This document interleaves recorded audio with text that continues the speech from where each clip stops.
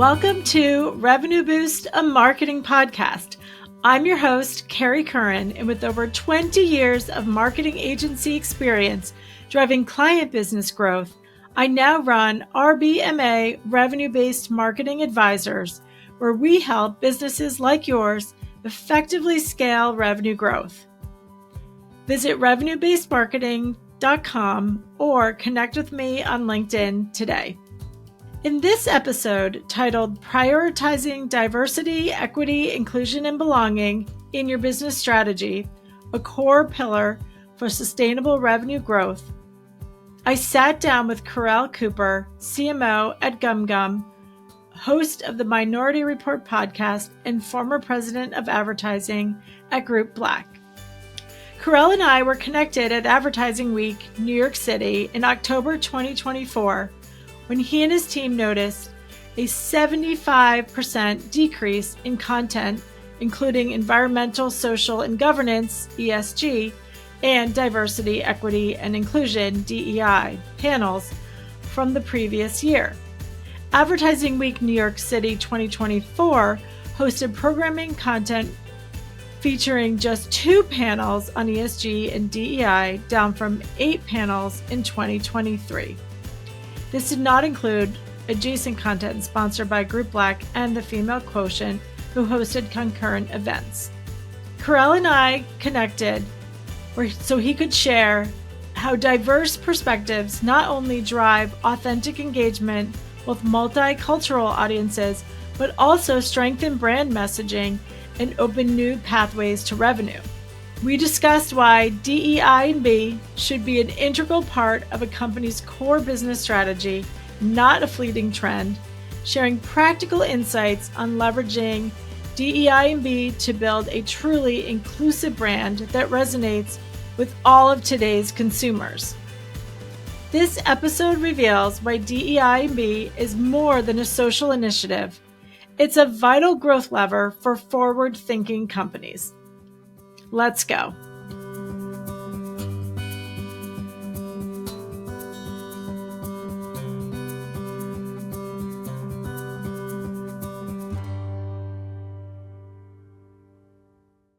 And welcome, Kerel. Please introduce yourself and tell us about your background and expertise.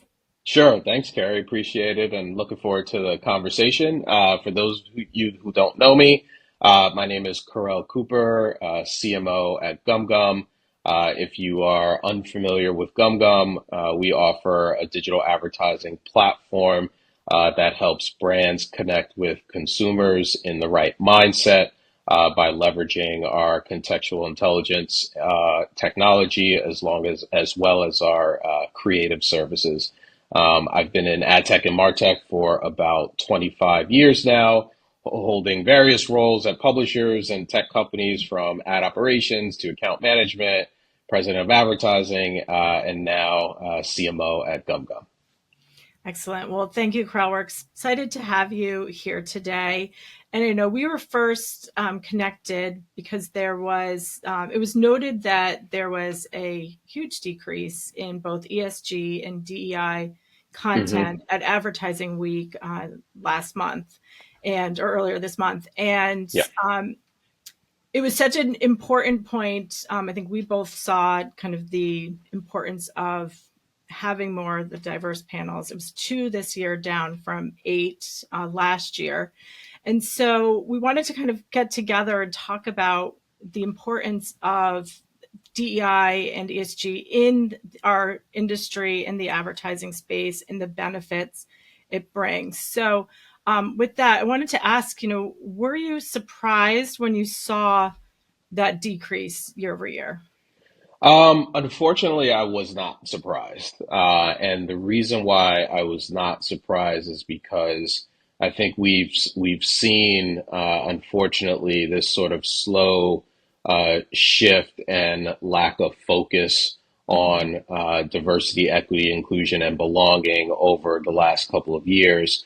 We've actually seen, a number of groups pop up that are focused on pressuring brands from moving away from that. And there's been a number of notable brands over the last year that have basically stopped with their DEI initiatives. So, Mhm. unfortunately, it has not been a surprise to me.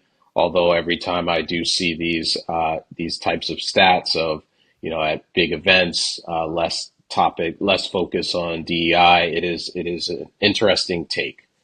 Definitely. And yeah, we're seeing that across the board at agencies and brands. I think as budgets get tight and cuts need to be made, there's a Yeah, perception that that's which something, yeah. right, which that to me, that's the key indicator that DEIB was never a part of your strategy. Is Right. if Good point. when times get tough and you need to make certain cuts, if that's the first thing that goes, to me, that's a proof point that it never really was that important or a part of your organization's overall strategy.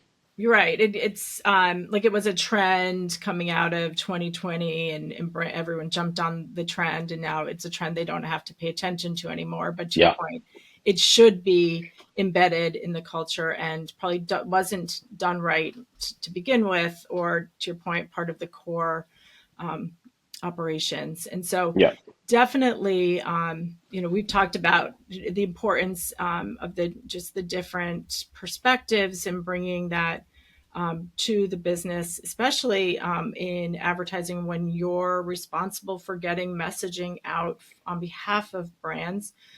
So talk a bit from your experience and perspective, like where do you see the importance of the diverse perspectives?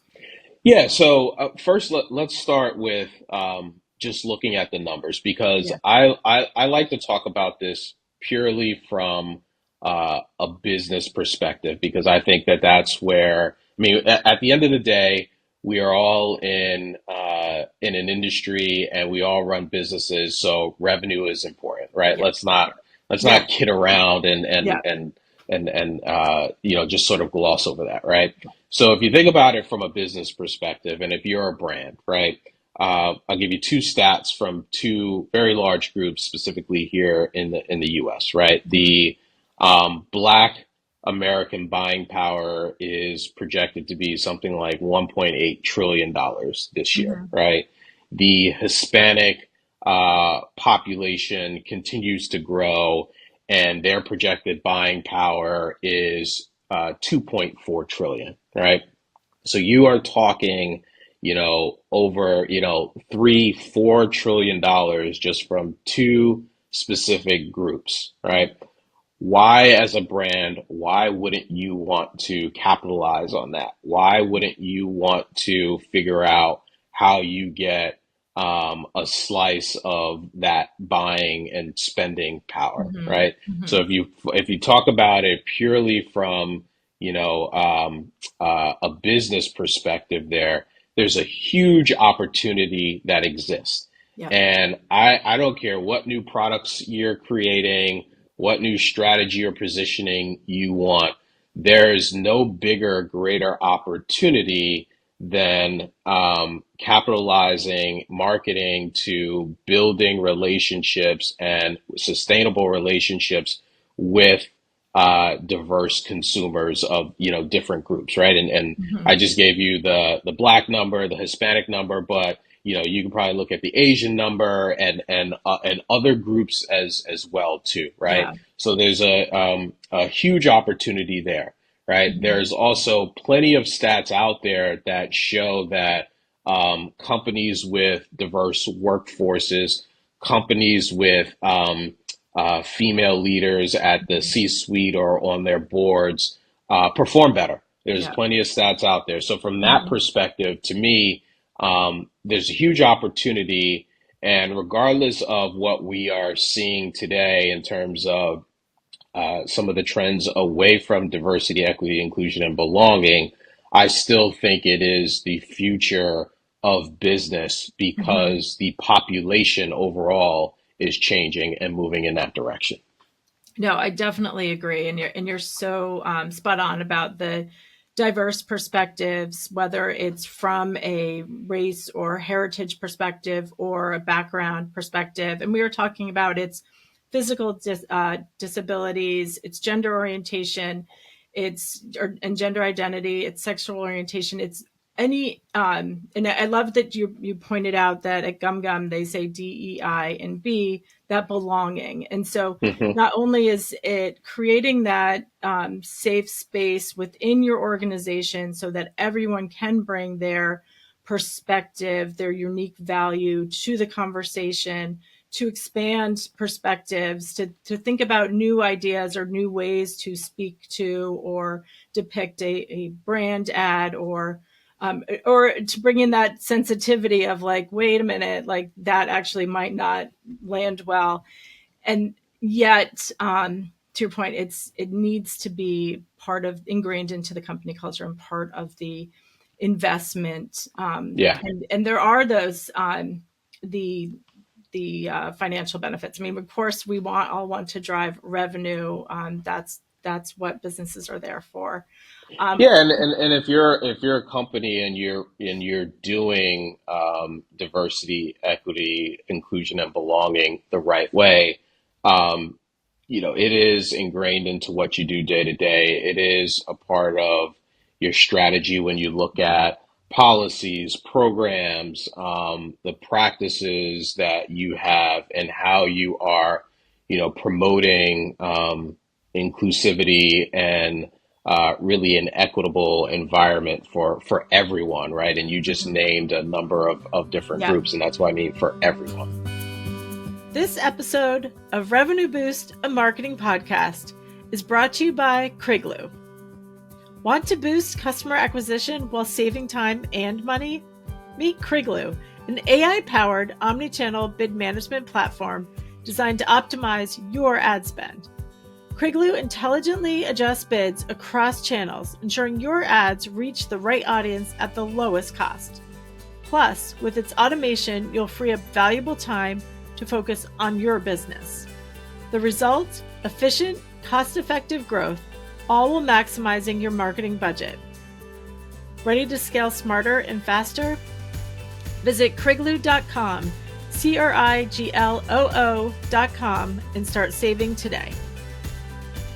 I think too, it's one thing that we add to that is respect and trust. I'd mentioned I've been the only female on executive boards and C-suite teams, and it is like, are you respecting all of the opinions in the room equally, or are you Yeah. giving that? Is there a lens because of how they're different from you? And so I think that's some of those like more nuanced challenges there. One thing I'd mentioned is that years ago I did a event with Google on DE&I, and of course we covered the race and identity and other, to your point, like more prominent diversity, I guess, identifications. Hmm. And one of the important things they brought up was economic background, and how, at the time they were making a point of hiring students from the city colleges and universities, because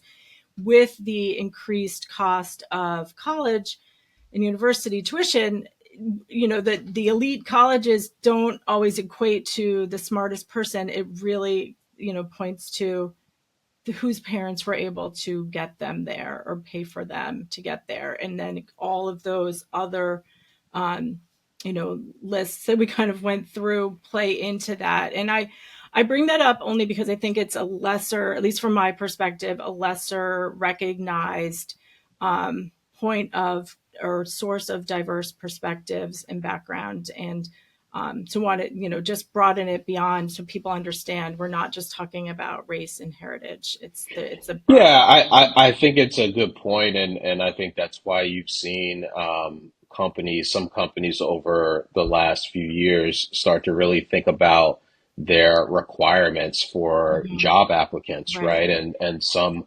organizations now, depending on the role, Yeah. don't even require a 4-year Hmm. degree, right? Right. And I Right. think that speaks to that, because you want to open up the pool of candidates as wide as you can. You want to give people of all sort of backgrounds and situations, the opportunity for that. Now, again, Mhm. there are some jobs that do require degrees, Yeah, certifications, all those sorts of technical things. But backgrounds. Yeah, yeah, exactly, yeah. exactly. But in some cases, they don't, right? And I Hmm. think we're actually what's very interesting about the educational system, especially colleges and universities. I mean, as Yeah, we continue to advance with right. technology, Hmm. it will be interesting to see in the future which types of roles you really do need to go to a 4-year university Right, for versus the ones you don't anymore. right, Yeah. right. No, that's a really good and valid point. And also investments in um, I know I live near Boston College, and they just started a school for first generation college students. It's a Mm, two year program that then they can matriculate to Boston College. And to your point, I think there's so many different ways to get there, and for to include different voices, and yeah, help people find their strengths in the right role. And if you're looking at it from a very narrow lens, you're not going to find that diversity. So absolutely, yeah. absolutely. And so I know you shared that you have a podcast that covers a lot of these topics. Talk about the kind of what inspired you and your experiences in your own career in life that kind of inspired to give that voice as well. Yeah, so back in 2018, a buddy of mine, Eric Rickenden, and I started Minority Report podcast. And the reason why we started the podcast as two men of color in the advertising and marketing space, Hmm. we would often go to events, conferences, and we would be either the only two men of color there or very few, right? Hmm. And then we would see less of us, less representation on stage at these events. And Yeah. so the two of us basically said, you know what, instead of just sitting around complaining about it, let's just do something about it. And what we decided to do was create our own platform, which is Minority Report Podcast, which focuses on highlighting people of diverse backgrounds that are leaders across business, media, and technology. And the podcast is really a place for people to tell their story, their background, their upbringing, how they got into the industry that they're in, any advice for anyone listening. It's really a podcast to get to know people, and our goal with it is to create the largest catalog of content of diverse leaders as something that people can reference. Because he and I, again, as two men of color coming up in this industry, Hmm. we didn't have or see many people. There were a Right. few, but we didn't see many Hmm. people that look like us in those executive C-suite positions that we can point to and say, okay, I see someone that looks like me. I can also do this. And so Right. this catalog is here so anyone can find someone and listen to their journey that they connect with. And we are closing in upon 180 episodes at this point, and A it's lot. been a Hmm. fantastic journey doing this podcast. We've met a lot of great people. People have shared their stories on the podcast, and we've received a lot of great feedback from the industry about the work that we've done with it. Excellent. Well, thank you for giving that voice and sharing your voice in that way. So, when we think about what brands, whether it's the agencies, the tech companies, or consumer B2B brands, like what can companies do better? Like, what should they be thinking about as we're getting closer to 2025? What changes do you recommend? Yeah, so again, I would say think about it from a business perspective, right? Hmm. Where does the opportunity exist for you to grow? And if you think about it from that perspective, going back to the stats I raised earlier, think about Hmm. what your consumer base looks like and what they want and what you offer to them and how you Hmm. market to them. That's one.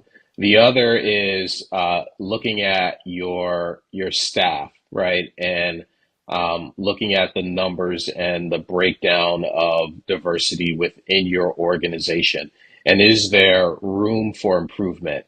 I would bet that the majority of the folks Mm-hmm. listening to this, the answer would be Mm-hmm. yes, there is room for Yeah. improvement. There's room for all of us to Mm-hmm. improve in that area. And the reason why that's important is because we consistently see brands make mistakes from an advertising and marketing perspective, right? Yeah. And the majority of those mistakes can be traced back to who was in the room making the decisions, signing off, and providing feedback Yeah. on specific campaigns. And it Mm-hmm. clearly shows that the room's not diverse enough. The opinions, the feedback that you're getting from diverse individuals is just not there.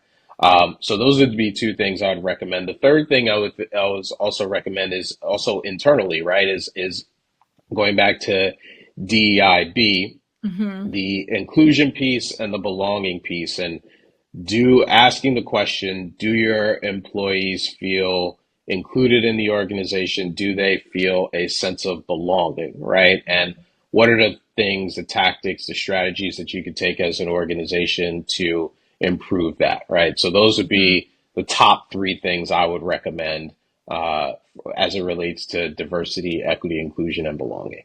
Yeah, and I will reiterate the importance of adding belonging to that because, to your point, you can't just hire a more diverse team. Yes, correct. Respect and creating that culture of belonging so that they do feel comfortable sharing their voice and speaking up when something is doesn't feel right is the as equally important. Yeah. And so, are there other kind of recommendations, experiences that you think would be valuable to share with the audience today? Yeah, what I would say is, and this is a lesson learned from me just from earlier in my career. Mm-hmm. If you are, a junior employee, actually not even a junior employee, any employee, speak up in your organization. I think Yeah. that's super important. If Mm-hmm. you don't feel that sense of belonging or inclusion, speak up in your organization in a way that is productive to help Yeah. move the conversation Mm-hmm. forward, right? Don't Mm-hmm. sit back and wait for the executive team or the people team to implement something, bring something to the table. Yeah. And I would say, if I could go back and give my younger self advice, that would be the advice earlier in my career that I would give myself. I have no problem doing that now, but earlier in my career, that's what I would say because you could be sitting on a great idea. You could point out something that maybe the executive team or the people team is not aware of Yeah. to actually help move the conversation, move these initiatives forward within your organization. So speaking up, providing constructive feedback and recommendations, I think is super important for all employees to Mm-hmm. take on. Yeah. Yeah, definitely. Well, this has been a great conversation. Thank you, Kerel, for sharing your perspective and experience. And I think there's a lot of good takeaways here. So I'm so grateful you're able to join us today, and I look forward to speaking with you again in the future. So thank you. Thank you, Carrie. I really appreciate it. I hope you enjoyed this episode of Revenue Boost, a marketing podcast. We have so many more valuable episodes in the queue, so be sure to subscribe to Revenue Boost, a marketing podcast, so you don't miss out. To connect with me, Kerry Curran, to learn how you can boost your revenue and to listen to past episodes, visit revenuebasedmarketing.com.